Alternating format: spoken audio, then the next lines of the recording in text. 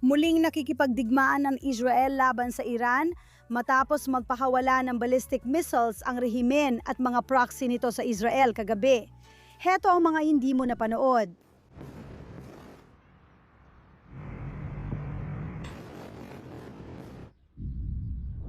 Welcome back lahat dito sa Quad at muli nasa war mode tayo ngayon. Kaya ang mga kahanga-hanga kong co-host ay nasa kani-kanilang lugar. Pati na rin ang espesyal na panauhin natin na yung linggo, si Lily Moo. Siya ang ating eksperto sa Iran at talagang may alam siya sa mga nangyayari ngayon sa Iran. Kaya Lily, magsimula tayo sa iyo. Muling nagsimula ang pambobomba kagabi, kaya nagtakbuhan kami sa mga silungan. Ayon sa Islamic Republic, ito raw ay dahil inatake ng Israel ang Dahiya na siyang pangunahing lugar ng mga teroristang Hezbollah sa Lebanon. Ginagawa nila ang lahat para maiugnay ang dalawang labanan na ito habang sila ay sumusulong o hindi sa negosasyon.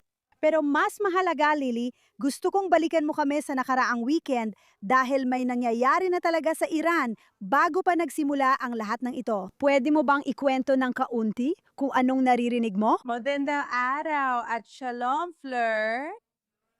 Mama Ginang, salamat sa pag-imbita sa akin dito ngayon at umaasa akong ligtas kayong lahat.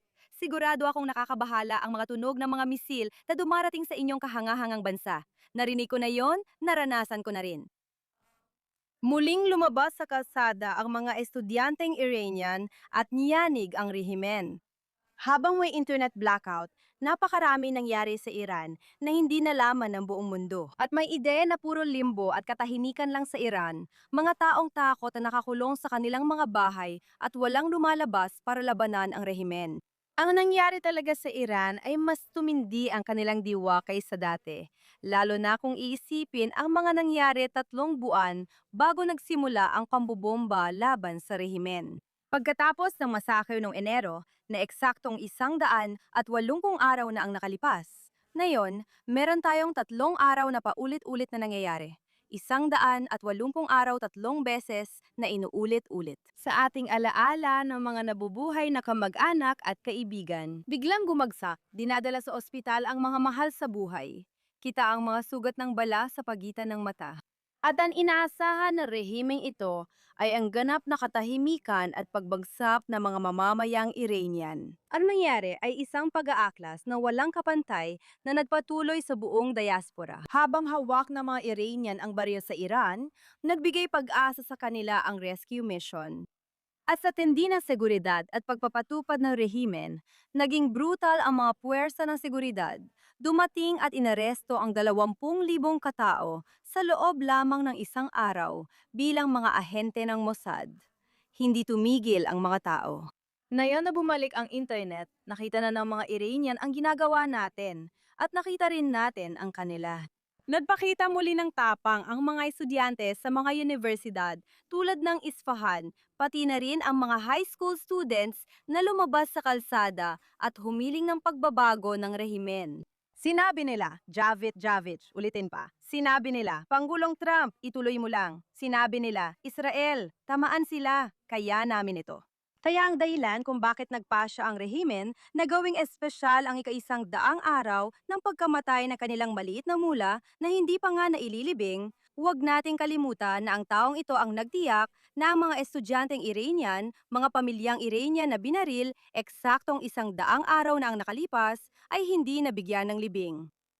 Iyon ay talagang, sa totoo lang, siguro dapat nila siyang ilibing. At yon ay magiging magandang paraan para mabawasan pa natin ang mga ekstremista.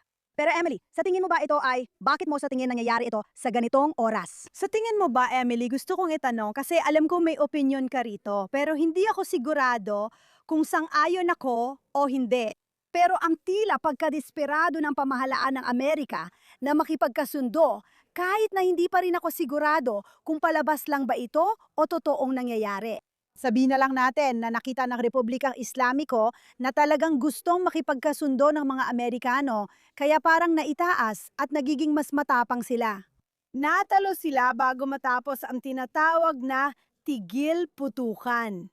Ngayon, mas matapang silang umatake sa Israel gamit ang 11 ballistic missiles. Anong tingin mo dito, Emily?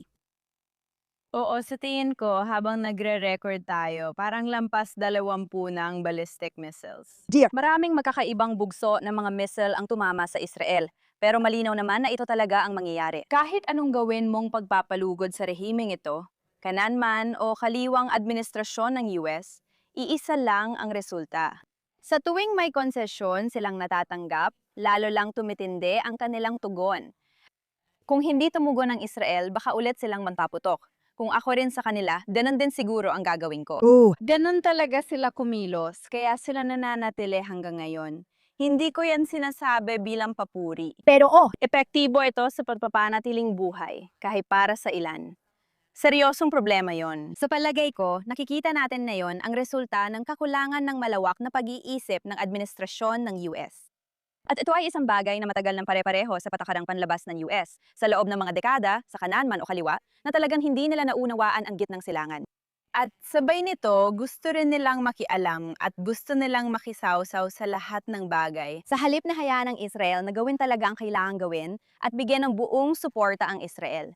Dahil alam ng Israel kung paano harapin ang isang kalaban tulad ng Islamic Republic. Sa bawat hakbang, paulit-ulit pinipigilan ni Pangulong Trump ang Israel na magpatuloy, anuman ang dahilan, lehitimo man o hindi. Hanggang ngayon, nananawagan siya sa Israel at Islamic Republic na itigil ang putukan. Ngunit maling tugon yon dahil lalo lang itong pinapalakas ang rehimen. Ipinapahiwatig nito sa rehimen na maaari kang magpatuloy sa pag-atake sa mga kaalyado ng US, maging ito man ay ang estado ng Israel o alinman sa iba pang mga bansang Arabo na nasa Persian Gulf. Katatapos ko lang makausap sa telepono si Pangulong Trump na binabantayan ang mga kaganapan sa rehiyon. Sinabi niyang ito ang ipapayo niya sa Iran. Nagpaputok na kayo ng misil, tama na yon. Bumalik kayo sa negosasyon at makipagkasundo. Tinanong ko siya tungkol sa mga paunang pag-atake ng IDF kanina at sinabi niyang hindi yon kinordina sa Estados Unidos. Tinanong ko siya tungkol sa reaksyon niya sa pag-atake ng Israel sa Hezbollah sa Beirut. Sabi ni Pangulong Trump, hindi ako natutuwa dito. Parang hindi katanggap-tanggap ang ganitong asal. Hindi ito dapat tanggapin ng presidente ng US, lalo na't isang grupo o problema ang umaatake sa mga bansang ito, sa pamamagitan man ng mga teroristang proxy gaya ng Houthis at Hezbollah o ng mismong Islamic Republic. Maling-mali talaga ito. Bago ako tumigil, gusto ko ring banggitin ang mga video na lumabas matapos maibalik ang internet. Linawin ko lang na bahagya pa lang itong naibalik at hindi pa bukas ang internet. Marami pa ring filter at problema. Alam natin na kagabi, nang nagpaputok na misil ang Islamic Republic sa Israel, pinutol din nila ang internet sa ilang lugar. Di ko sure kung naibalik na, pero alam kong ginawa nila. Pero ang mga video na nakita natin na lumalabas ay lalo nang nagpatibay sa katotohanan na ang mga mamamayang Iranian ay talagang nagkakaisa, higit pa kaysa dati, tungkol sa kung ano ang gusto nilang mangyari at kung sino ang gusto nilang mamuno sa isang transisyon. Isang pangalan lang ang isinisigaw sa lansangan, Crown Prince Reza Pahlavi. At sa totoo lang, nakakatawa na ang kanluran ay nagkakandara pa para lang iwasan ang pabibigay ng suporta kay Reza Pahlavi gayong wala namang ibang papipilian. Walang Delcy Rodriguez, okay? Hindi ito Venezuela. Walang solusyon na magmumula sa loob ng rehimen. At kahit meron man, hindi ito tatanggapin ng mga tao. Magpapatuloy ang kaguluhan hanggat hindi bumabagsak ang rehimen. Yan lang ang opsyon at dapat nilang tanggapin ito. Kung ayaw ng Estados Unidos, umatras sila at hayaan ng Israel tapusin ang trabaho. Ibig ko sabihin, sang-ayon ako sa lahat ng sinasabi mo, kung ito talaga ang plano ng mga Amerikano. Pero gusto ko ring bigyan ng benepisyo ng pagdududa si Trump dahil hindi ba't mas marami siyang nagawa, Shoshana, kaysa sa ibang presidente nitong mga dekada tungkol sa Islamic Republic. Malinaw niyang sinabi na ayaw niyang magkaroon sila ng mga sandatang nuclear. Malinaw niyang sinabi na gagawin niya, alam mo yon, marami dyan ay puro yabang lang. Pero parang sinasabi niya, wawasakin ko kayo. Kahapon lang bago ang pambobomba, sinabi niya, o makikipagkasundo tayo o babalik tayo sa digmaan. Sa tingin mo, Shoshana, dapat ba nating bigyan si Trump ng mas malaking benefits of the doubt? Alam mo, magandang tanong na yan, pero pakiramdam ko, parang paulit-ulit na lang nating nakikita ang parehong eksena. Pupunteriyahin natin ang Hamas, tatamaan natin ang Hamas, tatanggalin natin ang Hamas. Nandyan pa rin ang Hamas. Pupunteriyahin natin ang Hezbollah, tatamaan natin ang Hezbollah, tatanggalin natin ang Hezbollah. Tuloy pa rin ang pag-atake ng Hezbollah sa hilaga ng Israel. Hindi sila tumitigil. Target natin ang Iran, pababagsakin natin sila. Pero, hindi pa tayo tapos sa alinman dito. Kaya para sa akin, nagtataka ako kung bakit patuloy nating ginagawa ito. Ginagawa pa rin ang parehong mali. Sila ay lahat bahagi ng rehimeng Iranian. Tama ba? Kaya kung gagawin natin ito, kung talagang aalisin natin ang Hamas, kung talagang aalisin natin ang Hezbollah, kailangan nating tapusin ang rehimeng Iranian. Yun lang yon. Alam ko mahirap ito. Pakiramdam ko, mahirap para sa mga Amerikano dahil sa politika kasi malayo sila rito at parang hindi sila apektado. Para sa kanila, kailangan mo talagang magpaliwanag ng hindi bababa sa 20 minuto tungkol sa geopolitika bago nila maintindihan ang epekto nito, hanggang sa maramdaman nila kapag nagpapagasolina na sila. Sa totoo lang, hindi ko alam, pero si Trump pa rin ang presidente ng Amerika, kaya bigyan siya ng benefit of the doubt. Kung totoo lang mga tao niya at hindi niya tinapos agad gamit ang malakas na take, hindi ko alam ang gagawin niya dahil hindi mo ito pwedeng ulit-ulitin. Hindi ka pwedeng umalis at bumalik ng paulit-ulit. Hindi ito ang tamang kalaban para sa ganoong estilo. Hindi ako sang-ayon. Para sa akin, mahalaga ang papel ng Estados Unidos sa pandaigdigang politika. At hindi ko alam kung ibig sabihin nito na kailangan laging makialam ng Estados Unidos sa lahat ng bagay at palaging maging pulis ng mundo. Pero pagdating sa pantindig laban sa Third Reich ng ating panahon, laban sa rehimen na responsabale sa pinakamaraming teroristang panatake at sa pinakamaraming biktima. Mas maraming biktima sa gitnang silangan at iba pang lugar kaysa sa ibang grupo, pati mga teroristang organisasyon na kadalasan ay kontrolado rin nila. Sa tingin ko, may obligasyon tayo at mas malaki ang epekto nito sa mga Amerikano kaysa akala nila. Kailangan natin magpaliwanag para maintindihan nila dahil subversyon ang tunay na epekto nito ngayon. Siyempre, sa tingin ko, may ethical na obligasyon ng Estados Unidos bilang isang bansa para sa mga pinaninindigan nito na kumilos sa sitwasyong ito. So tingin ko, pinaalala pa ito dahil ilang beses na rin nagbigay ng ganitong pahayag si Pangulong Trump. Ginamit niya itong dahilan mula simula at hinikayat ang mga Iranian na manatili sa lansangan. Sa palagay ko, may kasamang responsibilidad yon at dapat siyang managot doon. Naniniwala akong delikado ang ginawa niya na nakasira sa kakayahan ng Estados Unidos sa pananakot. Ang mga tinitiis niya ay naglalagay sa panganib sa buhay ng mga Amerikano saan man. Hindi katanggap-tanggap ang mga presidente ang ginawa niya. Maaring good cop, bad cop ang ginagawa niya pero may epekto at hindi inaasahang resulta yon. Isa ito sa mga iyon. Sa tingin ko, maliban na lang kung may malaking pagbabago na sana'y mangyari pero hindi ko pa nakikita. At alam mo, sinabi ko rin ang parehong bagay pagkatapos ng tigil putukan sa Gaza at tigil putukan sa Lebanon o mga tigil putukan kung anuman. Hindi ko na alam kung anong ibig sabihin ng salitang yon ngayon. Pero wala talagang nagbago sa sitwasyon, kaya patuloy tayong naghihintay ng isang bagay na hindi pa dumarating mula sa administrasyon ni Trump. Sa kabila ng sinabi ko, nagamit na niya ang ganitong klase ng panlilinlang noon. At naging critical tayo hanggang sa punto na ginawa niya ito at pagkatapos, iniisip natin na nililito lang niya ang kalaban.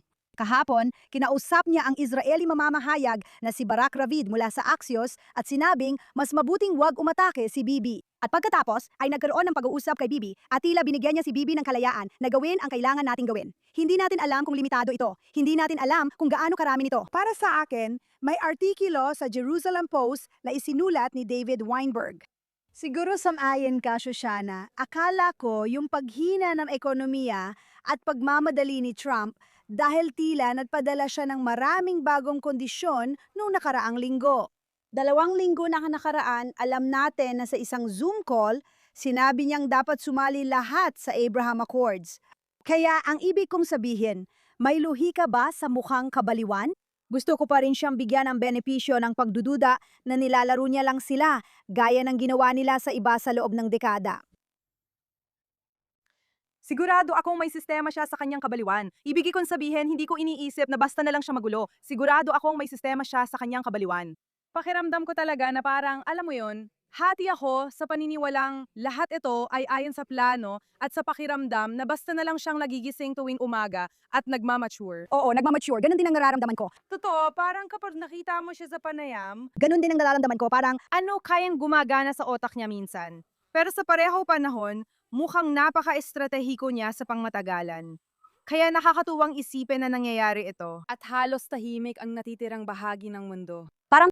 Walang usaping pangseguridad o pagpupulong sa UN ngayon. Parang lahat ng tao ay nakaupo lang at parang siguro titingnan na lang natin kung anong mangyayari na talagang nakakatuwang isipin para sa akin. Parang tatlo lang ang mahalagang gumagalaw sa mundo ngayon. Kahit hindi naman totoo.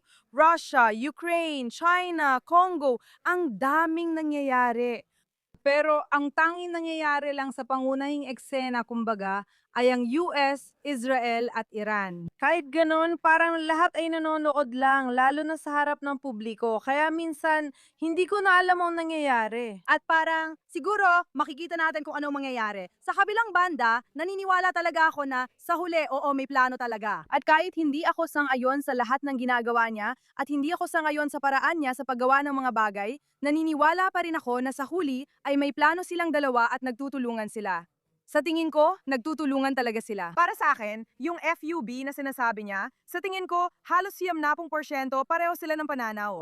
Kahit ginagawa niya yon, tingin ko parte lang yon ng palabas. Pero ang totoo, simula nung tinatawag na tigil putukan sa Lebanon, na alam naman nating walang kwenta, may 31 sundalo na ang napatay sa tigil putukan na yon.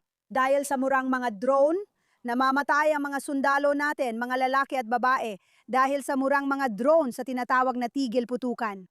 Sa panahong iyon, parang nakatali ang ating mga kamay. Maraming komunidad sa hilaga ng Israel ang hindi makapasok sa paaralan, hindi makakilos ng normal at hindi maipagpatuloy ang negosyo. Pagkatapos ng 2 taon at kalahati ng matinding digmaan, hindi pa rin sila makauwi sa kanilang mga tahanan.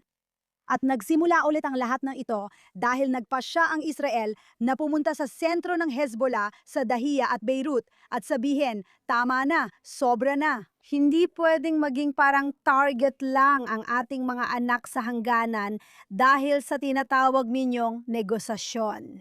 At ang nakakatuwa, si Aoun, ang presidente ng Lebanon, ay nagsabi lang 2 araw ang nakalipas. At siguro nga, ito ay tungkol sa timing, 2 araw lang ang nakalipas, sinabi niya, ang Hezbollah ay hindi ang may kapangyarihan sa aming bansa. Kami ang may kapangyarihan sa sarili naming bansa.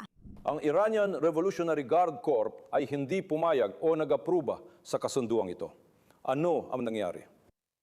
Hindi ito bansa ninyo, kundi amin. Obligasyon namin ito, hindi ninyo trabaho makialam. Tinututulan ko ng buo ang pahayag dahil pinapatay at winawasak ang aming mga tao at bahay. Ginagamit nila ang Lebanon bilang pangtawaran sa negosasyon. Hindi katanggap-tanggap ang kanilang negosasyon sa Estados Unidos. Sa tingin mo ba, Emily, konektado yon? Nakikita mo ba itong dahilan na baka napapalapit na ang Lebanon sa pakikipagtulungan sa Israel para mapaalis ang Hezbollah? Sa totoo lang, ganito na talaga ang estilo ng Islamic Republic mula noon. Isa sa mga dahilan ng pagtulong nila sa plano ng Oktubre 7 ay bilang tugon sa Abraham Accords. Talagang gusto nilang hadlangan ng kapayapaan at yun ang ginagawa nila. Kaya may bahagi talaga yon. Tuwing may hakbang sa kapayapaan o normalisasyon sa rehiyon, laging nandoon ang Islamic Republic para guluhin ito. Kaya sigurado ako may parte sila. Pero sinusubukan nilang iugnay ang front kasama ang Hezbollah sa sarili nilang mga alitan. Alam mo, mula pa nung nagsimula ang usapan. Ang usapan tungkol sa mga pag-uusap, pati na rin ang usapan tungkol sa negosasyon. Sa tingin ko, estratehikong pagkakamali ang paraan ng administrasyong Trump sa pagkapahayag nito at sa paniniwala ng publiko, kahit na iba naman ang nagaganap sa likod ng eksena. Ang pagpapaubaya ni Trump na magmukhang kayang biktahan ng Islamic Republic, ang isa pang malayang bansa na sinasakop ng Islamic na rehimen, ay talaga namang kahiyahiya. Hindi ito dapat payagan ng mga Amerikanong presidente, lalo na para sa teroristang grupong nagpapaputok laban sa pinakamalaking kaalyado ng US sa reyon. Kaya sa tingin ko, irresponsable talaga ang paraan ng panhawak at pagpapahayag ni Trump sa issue. Sa tingin ko, hindi dapat bigyan ng kahit anong kaluwagan ang Islamic Republic sa panghihimasok sa usapin ng ibang bansa. At natuwa ako na nakita akong nagkomento ang Pangulo ng Lebanon mismo tungkol sa naratibong iyon. Sana magpatuloy pa yon. Ibig ko sabihin, alam ko naman na halos bagsak na ang estado ng Lebanon dahil sa Islamic Republic, pero sana ay makapagsimula tayo ng panibago dito. At kahit papaano, sana maging kapakipakinabang ang mga pag-uusap na yon. Naniniwala akong may kinabukasan pa ang Lebanon. pero dapat alisin ng Hezbollah. Tama, wala naman talaga tayong alitang pang teritoryo sa pagitan natin at ng Lebanon. Ideolohiya lang talaga ang lahat ng ito na hindi maintindihan ng iba. Una, ang mga leader ng Palestino ang lumipad doon. At nang napaalis sila roon, o nang sila ay nagkahiwa-hiwalay at bumalik dito sa kasamaang palad.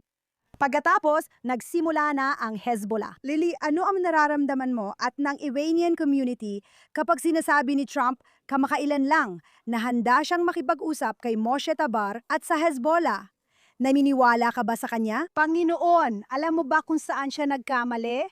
Hindi, sa totoo lang, sa tingin ko, karamihan dyan ay bahagi lang ng kanyang estilo ng pagpapasaya para sa sarili niyang mga dahilan. Ibig kong sabihin, kung siya ay lalaking may kapangyarihan para magdesisyon kung ano ang mangyayari at saan. At kung kailangan niyang tumawa, habang tayong lahat ay nagdurusa at nasa alanganin, gagawin niya yon. Hayaan mo siyang gawin yon. Yung nakakatakot na bahagi na yon. Iyon ang pagpapahawala na gusto na makapangyari ang lalaking ito, nakakatakot lang sa salita. Pero sa gawa, sa aksyon, nagpatuloy ang kilusan laban sa Islamic Republic. Hindi ito huminto.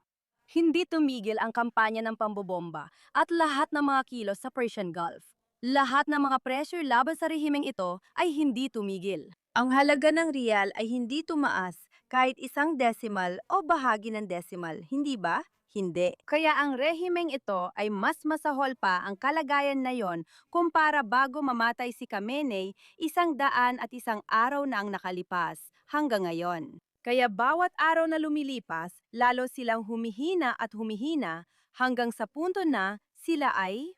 Habang ang mga mamamayang Iranian ay walang tinapay, walang langis, at wala silang mga pinakapangunahing pangangailangan para mabuhay. Habang nakatira sa isa sa pinakamayamang bansa na may matabang lupa sa mundo, namumuhay sa ganap na sapilitang kahirapan habang nakatira sa mga bahay na parang mansyon. Wala ring makain ang mga tao. Madalas silang mawalan ng kuryente ng matagal bawat araw. At pagkatapos, ang rehimeng ito ay ipinagtatanggol at sinusubukang ipaghiganti ang pagkamatay ng mga nasa loob ng Hezbollah na namatay na. Pinawala nila ang 100,000 Iranyano sa loob lamang ng 48 oras. Tuwing may miyembro ng rehimen na nagiging wala na, nagdiriwang kami, mga mamamayang Iranyano. Nagagalak ang mga mamamayang Iranyano. Walang ibang paraan sabihin ito. Ibinabahagi ko ang iyong optimismo na sa huli, nagsimula na ang kilusan para mapatalsik ang rehimen. Ibinabahagi ko ang optimismong iyon. Palagi kong sinasabi, maaring tumagal ito ng 2 buwan, 6 na buwan, 1 taon, 2 taon, o mas mahaba pa. Pero nagsimula na ito. Pero nagsimula na talaga ito, pangunahing ito'y. It's nakakalungkot isipin na mas marami pang tao ang namamatay sa lahat ng panig dito at lalo na sa Iran. Pero siguro, yun na nga ang meron tayo. At dahil nabanggit ang mga walang hiya, lilipat tayo sa paborito nating lahat. At linggo-linggo, parami ng parami ang walang hiya ng linggo. Shoshana, simulan natin sa'yo. Sino ang walang hiya mo ngayong linggo? Hindi na nakakagulat na ang tinutukoy kong walang hiya ngayong linggo ay ang mainstream media. Oo. Pero ito ay CNN at si Isabel Young. Hindi ako makapaniwala. Kaya sabi niya, kaya lumabas siya sa video at parang ang mga mandirigma ng Hezbollah ay talagang mailap. Pero nagawa naming makakuha ng video, isang panayam sa kanya sa isang liblib na lugar. At parang nagmamaneho siya sa mga parang sa Lebanon, kung ano man. Tapos kinausap niya itong lalaki, siguro nasa 20 dash pa lang kung sakali. Balot na balot siya, halata naman. Tinanong niya, ano pakiramdam mo kapag namamatay ang mga kaibigan mo? Marami ka nang nakita ang mandirigmang namatay. Ano ang pakiramdam mo dahil doon? هذا الشيء فخر إلنا كبير استشهد هاي احنا شهيدة نفتخر فيها احنا هيدي عقيدة ماشيين عليها ونحن عم نودي فيها على الوطن. Sa tingin mo ba, ang pakikipaglaban sa Israel at sa mga sundalong Israeli ay magdudulot ng mas ligtas na Lebanon? Ibig ko sabihin, mas nanganganib ang mga Lebanese dahil alam natin kung paano gumanti ang mga Israeli. Kami ay mga martir. Patuloy kami at lumalaban para sa amin. Oo. Ano? Kumuha ka ng lalaking terorista, pero hindi mo tinatanong kung bakit siya umatake noong Oktubre 8 o kung bakit niya dinadala sa kapahamakan ng Lebanon. Hindi mo sinasabi na kung wala ang Hezbollah, baka may kapayapaan ng Lebanese at Israel. Sa halip, tinatanong mo siya tungkol sa pagkawala ng mga kaibigan niya.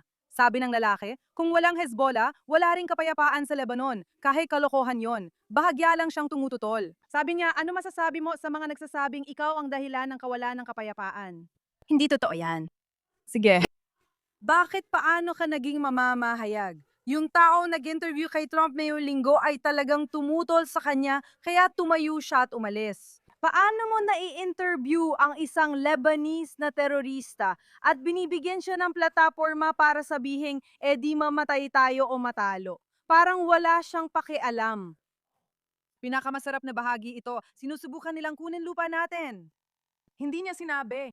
Anong lupa meron ka? Alin yun? Kunin mo ang lupa mo. Hindi naman sila nandun sa lupa mo bago ang ikapito ng Oktubre, bago ang ikawalo, at ikaw, wala siyang sinasabi kahit isang salita. Parang nagkukwento lang siya ng alamat, plataforma ito para sa, iniisip ko hanggang saan pa sila bababa, walang hangganan, wala kang makikitang pinakailalim. Ganoon din ang mainstream media, tuloy-tuloy lang sila.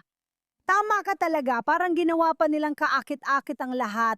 Parang sexy maging terorista ng Hezbollah. Pupunta ako sa Iran. Nakita mo ba yung mga tao sa mainstream media sa Iran? Tingnan mo ang mga cafe at mga tao sa kalsada. Nandyan din si Krishna mula Channel 4, ilang beses ko nang nakadebate. Tingnan mo, punong-puno ng tao ang mga cafe na nagdududa sa nangyayari. Totoo, ito ay propaganda talaga. Nasa panahon tayo ni na Goebbels at Hitler. Lahat ay ginagawa ang mga terorista na magmukhang mga glamorosong bayani. Nakakahiya ito. Nakakahiya talaga. Nakakatawa, parang lalabas siya para makipagkita sa taong matagal na niyang inahangaan at gustong marinig. Oo, at nagawa nila ito, di ba? Iba sana kung siya lang ang pumunta at gumawa nun. Pero dapat may taga CNN na nagsabi na hindi ito ang dapat ipalabas. O baka kailangan mong magsabi pa ng dagdag. Wala. Basta, binibigyan lang ng plataforma. Pero nakita na rin natin si Christiana Amanpour na ganito rin ang ginagawa sa mga namumuno. Muli, pinalalabas nilang sila ang biktima at bayani. Wala nang masabi sa mga taong ito. Sige Emily, sino basura mo ngayon linggo? Well, ang basura ko, at totoo, pwedeng marami sa mga kandidato ng Demokratiko, oo. Sa show ko sa Access of Truth ngayong linggo, pero ang pinili kong basura para sa segment na ito ay si Dr. Adam Hamawi. Siya na ngayon ang kandidato ng Demokratiko para sa Kongreso. Kongreso ba o Senado? Isa sa dalawa, pareho namang masama. Parehong masama ang mga pagpipilian. At ngayon ay sasabak na siya sa pantalahatan eleksyon sa New Jersey. Sa tingin ko, ito ay para sa pwesto sa Kongreso. At itong taong ito ay totoong problema. Isa siyang dating malapit na kaibigan at pinagkakatiwalaan ng bulad na Sheik na nahatulan kalaunan dahil sa pagkakasangkot niya sa pambubomba sa World Trade Center noong 1993. Siya rin, si Adam Hamawi, dapat kong sabihin, hindi ang bulad Mashik. Siya rin ay nagpatotoo sa paglilitis ng bulad Mashik pabor sa bulag na Sheik. Kaya ayon. Bukod pa doon, pumunta siya sa Bosnia nung panahon ng genocide doon. Alam mo na, pumunta siya sa Bosnia at nagboluntaryong lumaban o makisangkot sa anumang paraan sa isang grupo na talagang sangay ng Al-Qaeda.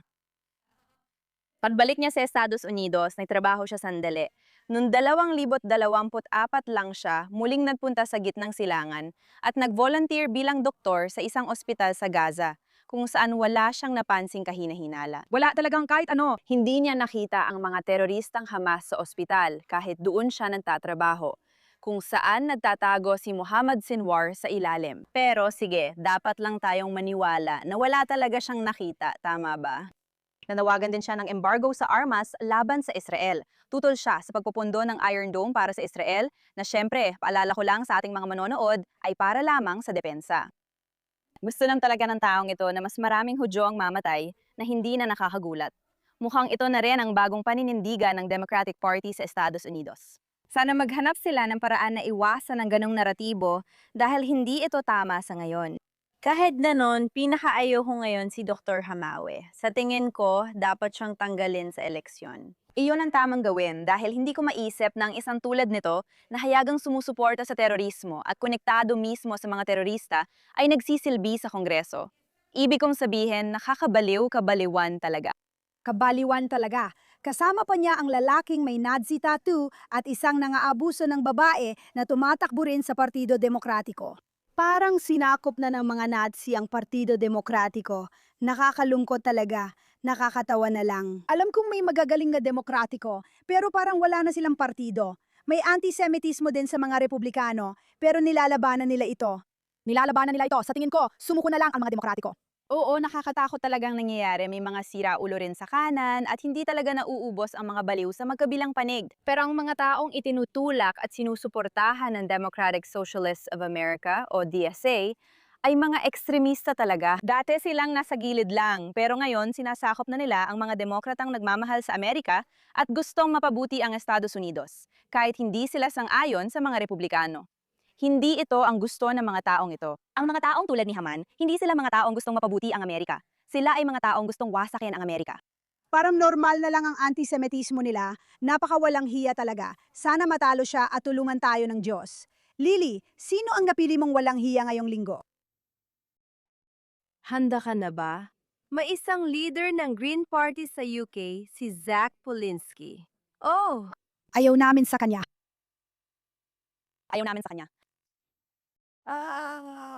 sobrang nababaliw niya ako. At ang lalaking yon ay isang baklang komunista. Napaka-paradoxical nito. Hindi niya alam. Parang inilunsad ni Khomeini ang Trans-Pac War dahil gusto niya maging bakla, pero para lang sa isang trans. Kaya para maging Muslim, sige, parang ganon. Kaya sa Iran, kapag nahuli ang isang baklang lalaki sa akto, kailangan ng isa sa kanila na pumili na mag-transform. Kung hindi, parehong paparusahan ng kamatayan at ipapakasal. Kaya tandaan mo, si Zach Polinsky, nitong nakaraang 6 na buwan, ay siniguradong siya ang tampok sa maraming kampanya sa London kung saan ang bandila ng Islamic Republic ay iwinagayway ng buong karangalan. Sino kaya ang nagbabayad para dito? Tanong ko lang. At siya ang naging pangunahing tampok, ang pinaka-importanting pangalan para sa Hope Not Hate, na isang partido o kilusan para sa bukas na mga hangganan. Pero gusto niyang bantayan ang lahat ng Brito mamamayan na bumisita na sa Israel o may kahit anong pagkagusto sa Israel. Ang mga Zionista ay dapat bantayan. Akala niya nasa Islamic Republic siya. Totoo, nakakahiya talaga. At siya pa ang leader ng isang partidong parlamentaryo sa Britanya. Nakakalungkot. Pero alam mo, nandito naman tayo para tawagin at itamayon. Oh, pero alam mo ba, hindi lang siya bakla, Hudyo rin siya, Lily. At tuluyan niyang tinalikuran ang pamilya niya, ang komunidad niya. 2 araw lang ang nakalipas, nakita ko siya suot ang t-shirt na may palayain si Marwan Barghouti, isang mamamatay tao at terorista. Isa siyang Hudyo na tumalikod sa sarili niyang mga tao. Balang araw, mapapaalis din siya, alinman ng mga Islamis o publiko na di makaboto. Ng mga laban sa mga Hudyo. Diyos ko, oo. Lily, hindi natin kayang sabihing sapat ang masasamang bagay tungkol kay Zach Polinsky. Ibig kong sabihin, isa siyang bigong aktor at hypnotist. Talunan, hindi marunong magdamit, parang Bugs Bunny o Goofy. Dagdag pa, isa siyang Hudyo na galit sa sarili. Kaya talaga siyang napakagaling na walang hiya sa pangalawa. At inaasahan kong hanggat hindi siya pinalalayas ng mga Islamist, patuloy siya magiging tampok sa ating segment na walang hiya ng linggo. Sige, na yon, ang walang hiya ko ng linggo ay kumakatawan sa isang klase ng mga tao na tinatawag na bigong kaliwang ekstremistang Israeli na akademiko na umalis ng Israel dahil hindi sila nakakuha ng tenure dito. Marami tayong matatalinong tao kaya matindi ang kompetisyon. Pumupunta sila sa mga universidad sa iba't ibang panig ng mundo. At syempre, gustong-gusto ng mga woke na universidad na kumuha at bigyan ng tenure ang isang Israeli na nagsasalita ng mga kalokohan laban sa Israel. Tapos sasabihin nila, Israeli naman siya. Pinag-uusapan ni Alan Dershowitz kung paano may grupong Israeli na akademiko na nagpapanggap na kinakatawan ang mga nangyayari rito. Hindi naman nila kinakatawan ng iba, kundi sarili nilang puno ng pagkapot sa sarili. Hindi na rin sila makakabalik dahil wala nang kakausap sa kanila dito. Isa sa mga karakter na ito ay tinatawag na Shael ben Ephraim. Ayokong sundan ang mga taong puno ng galit, pero palagi siyang lumalabas sa ex ko. Tuwing nababasa ko siya, gusto kong masuka kasi tinatawag niya ang sarili niyang dating diplomat. Hindi ko alam kung sino nag-empleyo sa kanya. Tingin ko, hindi yon totoo. Parang akademiko siya, pero kadalasan talunan. Alam niyo naman ako, mahilig ako sa mga walang hiya na may happy ending. Kahit patuloy siyang nagsasalita ng masama sa mga Hudyo at Israel, tinutukso ko pa rin siya at sinasabing, hindi ka Hudyo, umalis ka na. Pinalayas na kita sa hanay namin. Gusto ko ang bagong tweet niya dahil pinapakita kung gaano siya kamangmang sa totoong ibig sabihin ng anti-antisemitismo. Bilang Israeli, hindi talaga niya naunawaan ang anti-antisemitismo, kaya ito ang masayang wakas para sa walang hiyang ito. Isinakripisyo ko ang mga kaibigan, pamilya, komunidad, at malamang pati ang kakayahang makabalik sa aking tahanan para ipagtanggol ang mga Palestino laban sa Israel. Huwag kang mag-alala, Shael, sisiguraduhin kong hindi ka makakabalik sa inyong tahanan. Gumastos ako ng libu-libong dolyar mula sa sarili kong pera at nakalikom pa ng mas malaki para sa Gaza. Napunta yan sa Hamas. At matindi akong inatake mula sa mga taong dapat ay pro-Palestinian. Shael, alam mo na bang galit sila sa'yo dahil Hudyo ka? Sige, tuloy lang. Nagpapakita ka ng halimbawa na hindi dapat tularan. Hindi nila dapat gawin yon, Shell, kasi isa kang tanga. O magbabayad sila ng matinding kapalit at tuluyang maiiwan. Shell, ganyan ka na nun pa dahil talunan ka. Hindi ko pinagsisisihan ang desisyon ko. Mas tanga ka pala kaysa akala ko. Tama ang desisyon ko, pero naging mahal ang kapalit. Sige. Bravo sa masayang katapusan. Tanga ka kung hindi mo pa rin alam ang ibig sabihin ng anti-antisemitismo. Kung hindi mo pa rin maintindihan na walang tamang uri ng Hudyo at pilit mo pa rin ipasok ang sarili mo sa komunidad na galit sa'yo dahil sa pagkatao mo. Kaya, Shael ben Ephraim, kung sino ka man, isa kang walang kwenta, talunan at tanga ng linggo. Sige. By the way, hindi na talaga akademiko si Shael. Natanggal siya sa UCLA dahil sa sexual harassment. Nagkaroon na ng Maraming alegasyon, kahanga-hanga. Kaya ang taong may galit sa sarili ay isa ring ng aabuso ng babae katulad ng lalaking may tattoo ng Nazi. Laging may kasamang misogynia. Nakakagulat kung paano laging may misogynia na kasama sa mga taong ito. Isa siyang nang aabuso. Hindi lang yon. Siya rin ang tinukoy ng Euromed Monitor na pinagmulan ng impormasyon. Parang wala silang alam. Gaano na ba katagal siyang di nakapunta sa Israel? Nakakabaliw isipin na yon. Oo, si Shael ang pangunahing source ng pinagkakatiwalaang artikulo ng New York Times ukol sa panggagahasa ng aso, pati ng Euromed na pinopondohan ng mga Islamistang grupo. Kaya oo, ganito talaga siyang klase ng tao. Pero masaya ako na lahat ay galit sa kanya, pati na rin ang panig na dapat ay kakampi niya. Ipinapakita lang nito na ang isang tao ay kayang magdulot ng matinding tinsala. Oo. Dahil ang isang taong iyon ang nagiging pinagmumula ng impormasyon ng maraming lugar. Lahat ng gustong ipakita ang sama ng Israel ay lading kakapit sa taong iyon. Siyempre, Isang taong may ego, determinasyon, at gustong maglaro. Gagamitin pa ang Judaismo o pagka-Israelita para sumikat. Pwedeng magdulot ng matinding pinsala na problema para sa ating mga ayaw maniwalang isang tao lang ang kayang gumawa nito. Pero hinahanap pa rin ng mundo yon. pero ikaw, hindi ko ibig sabihin. Tao na hindi mo ang New York Times. Oo, pero igit pa doon. Mula sa isang lalaking talunan at gustong gawin ito. Pero sa kasama ang Paladyushana, hindi lang siya nag-iisa. Maraming ganitong Israeli na akademiko. Ngayon, isang akademikong napahiya at pinaalis na siya, salamat sa Diyos. Wala na rin ang mga kaibigan niyang pro-pale, mas mabuti. Pero maraming Israeli na talunan na akademiko na hindi makakuha ng trabaho dito kaya pumunta sa Amerika. At ang ilang anti-Zionist, anti-Israel na departamento ng Jewish Studies or Israel Studies o Middle East Studies ang nagbigay sa kanila lang trabaho. Dahil sa kung sino sila, mga Israeli naggalit sa sarili nila. Nangyayari yan kahit saan. Minsan, nakaupo ako kasama ang malaking organisasyon sa Amerika na lumalaban sa antisemitismo. Pag-upo ko pa lang, tinanong agad nila, may magagawa ka ba para maibalik ang mga Israeli akademiko na ito? Sobrang laki raw ng pinsal ang ginagawa nila. Halimbawa lang ito. Sige, ano pa bang magagawa? Bigyan natin ng positibong pananaw ang sarili ngayong mahirap na linggo at pag-usapan ang ating mga bayani. At marami tayong mga bayani palagi.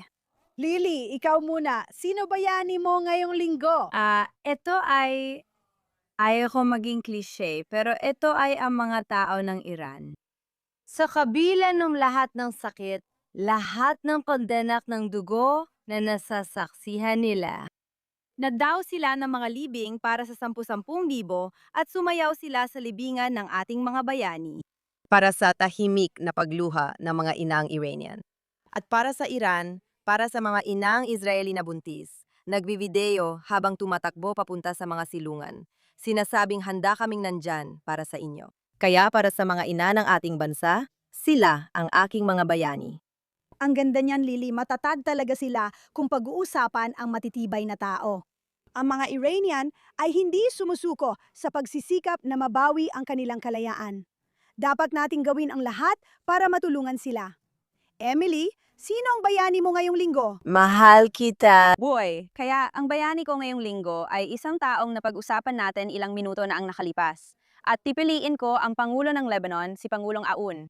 Sa tingin ko, siya ay nasa ilalim ng matinding presyon. At kahit hindi ako lubos na sang-ayon sa lahat ng sinabi niya tungkol sa Israel, ang tapang niyang manindigan sa parang hindi nagawa ng mga naunang administrasyon.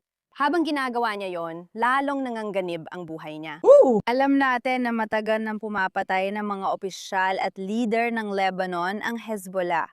Kaya napakalaking panganib ang ginagawa niya. Sa tingin ko, dapat siyang papurihan. Sa palagay ko, ang pagtuligsa niya sa Islamic Republic dahil sa patuloy nitong panghihimasok at pagtatangkang panghinain ng Estado ng Lebanon ay siyang kailangan natin. Kailangan nito bilang reality check para sa kanluran. Hindi alam ng karamihan na may malawak na pagkakasundo sa gitnang silangan sa pagitan ng Israel, mga bansang Arabo at mamamayang Iranian kung paano harapin ang ilang sitwasyon. At tila may sariling ideya ang kanluran kung paano ito haharapin. Kadalasan, kabilang dito ang konsesyon, negosasyon at pagpapalubag loob na maaring tama sa ibang oras at lugar pero hindi ito ang tamang panahon pagdating sa Republikang Islamiko. At lalo nang hindi sa pakikitungo sa Hezbollah. Kaya ang presidente ng Lebanon ang bayani ko ngayong linggo. Sang-ayon ako sa iyo, Emily. Malaki ang pressure sa kanya at nanganganib ang buhay niya. Gusto ko rin kung paano niyang sinabi na si Qasem ay hindi namumuno sa Lebanon. Naging personal siya at sinabi, hindi kayo ang soberano ng aming bansa. Parang tinawag niya silang mananakop. Sa tingin ko, iyon ang unang beses kong marinig iyon mula sa pinuno ng gobyerno ng Lebanon. Mukhang handa na siya at nagsimula na kaming makipagnegosasyon. Wala kaming alitang territorial sa kanila. Kailangan lang nilang alisin ang lason sa bansa nila. Mas madali sana kung matanggal din natin ang lason sa Tehran. Pero ayan na, alam mo? Nakakatawa talaga para sa akin. Naririnig ko at nakikita ko ang maraming anti-Israel na mga boses na nagkokomento tungkol sa Lebanon at kung paano daw gusto lang ng Israel ng giyera sa lahat. Si BH gusto lang ng giyera. Gusto raw nila ng mas malaking Israel tapos ako parang, talaga? Nasaan yon? Sa Lebanon ba? Anong teritoryo ang ating pinag-aagawan sa Lebanon? Ano mismo ang tinutukoy mo? Wala talagang kabuluhan. Walang alitan sa teritoryo. At saka, sa tingin ko, nabasa ko lang na 8-2% ng mga Lebanese ay talagang gusto ng kapayapaan kasama ang Israel. Sa tingin ko, lumabas lang ito nitong mga nakaraang araw na nagsagawa sila ng survey. Wala namang sama ng loob ang karamihan sa atin. Hinahangad nila ng kapayapaan at magandang buhay tulad ng mga Israeli. Gusto ng mga Lebanese na magsaya, lumabas at makasama ang pamilya. At ayan na nga. Sige, Shoshana, sino ang bayani mo? Bayani ko ngayong linggo pero di natin alam ang pangalan niya dahil dito inilalatala. Dahil siya ang unang babae na pumasa sa Sayeret Matkal course na isang peeling unit sa IDF na may mga babaeng nakapagkwalipika na. Pero wala pang babae ang nakatapos ng napakatindi at napakahirap na pagsasanay. At siya ang kauna-unahang babae na nagawa ito. Gusto kong linawin na hindi ako naniniwala na dapat laging naroon ang mga babae kung nasaan ang mga lalaki. Wala akong ganong pokalahatang pahayag. Nakikipa ko ang pinsala kapag wala ang mga babae sa mga lugar na dapat nilang kalagyan at kung saan malaki ang maitutulong nila. Ang pagiging mabuting sundalo ay hindi lang sa lakas o tangkad. Maraming klase ng lakas. Pakiramdam ko, kung mas gagamitin ang lakas ng mga babae, baka mas kaunti na lang ang pag-uusapan tungkol sa digmaan ng mga lalaki. Bawat linggo, hindi na natin kailangan pag-usapan ang tungkol sa mga lalaking ito at sa mga lalaking iyon na laging nakikipagdigmaan sa kapwa lalaki. At ano kaya ang iniisip nila sa maliliit nilang utak?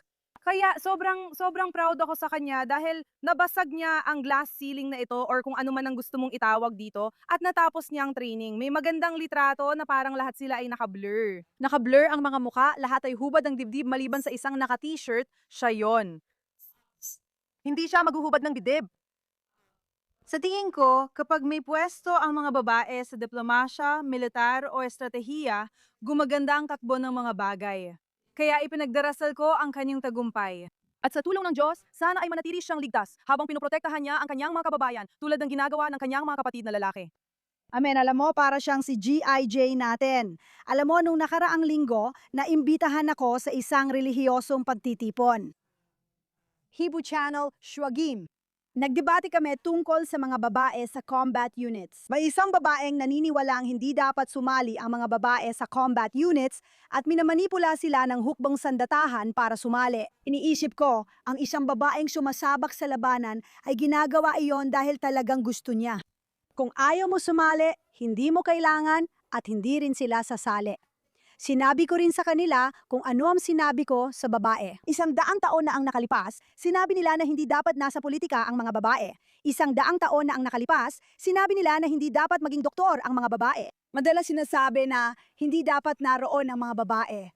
Habang umuunlad ang teknolohiya ng digmaan, gaya ng sabi mo, Sosyana, may mga lakas din ang mga babae na pwedeng gamitin sa labanan. Kaya sa tingin ko, napakaganda nito. Maraming negatibong usapan tungkol sa Israel, pero dapat pa rin nating itaguyod ang karapatan ng mga babae na makarating saan man nila gusto.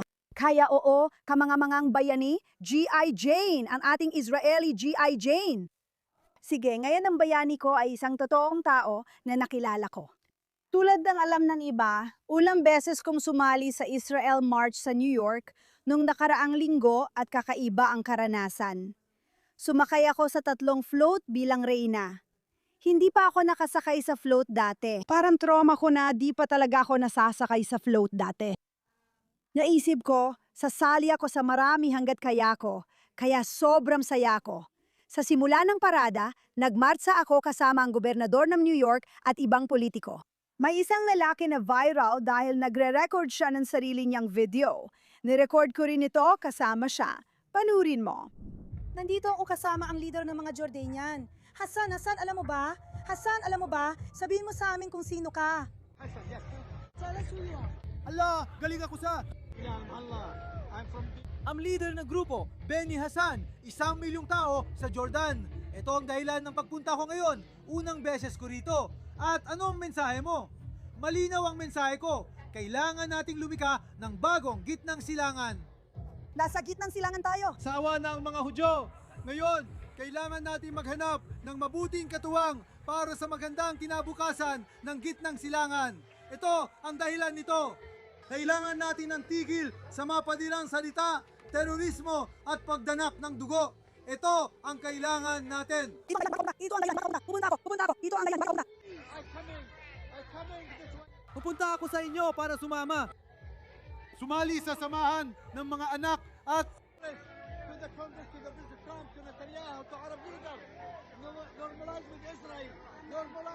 kasama ang lahat, magkahawak kamay.